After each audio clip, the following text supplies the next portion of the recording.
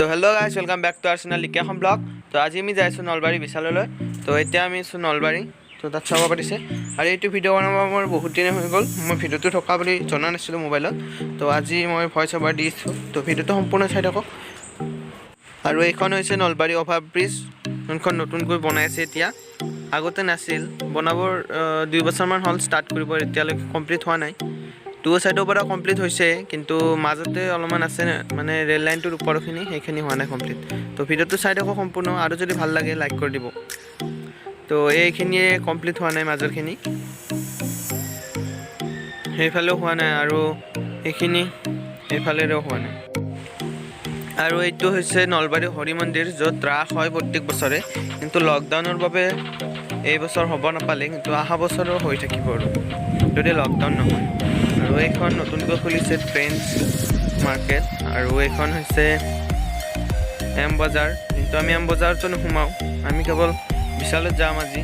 তো বলক বিশালত। তো আমি বিশাল আহি পালোহি, বলক ভিতৰলৈ প্ৰৱেশ।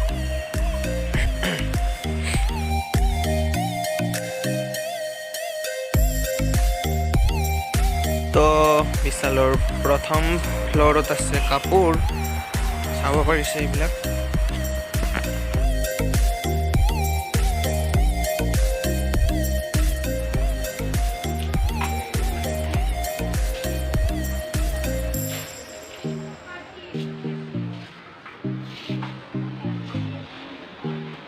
তো ছেকেণ্ড ফ্ল'ৰতো কাপোৰে পাব, আৰু মোৰ মেইন বস্তু ড্ৰয়িঙৰ এইবিলাক আছে।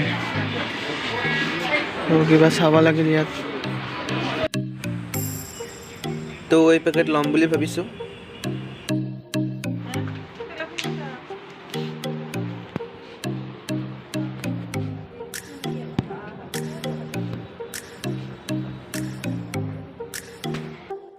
আৰু এয়া হৈছে থাৰ্ড ফ্ল'ৰ। তো ইয়াত বাচন বৰ্তন আদি পোৱা যায়, আৰু কাপোৰটো প্ৰত্যেকটা ফ্ল'ৰতে পোৱা যাবই মানে।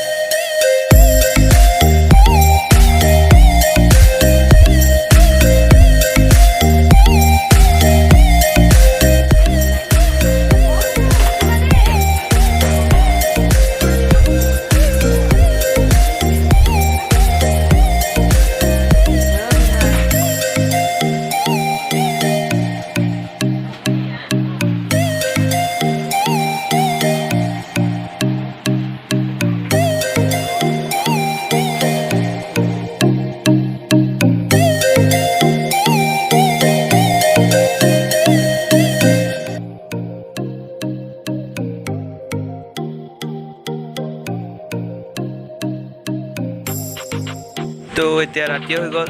তো নতুন এটা ভিডিঅ'ত লগ পাম। এইটো ভিডিঅ'ৰ বাবে thank you so much for ৱাচিং, বাই।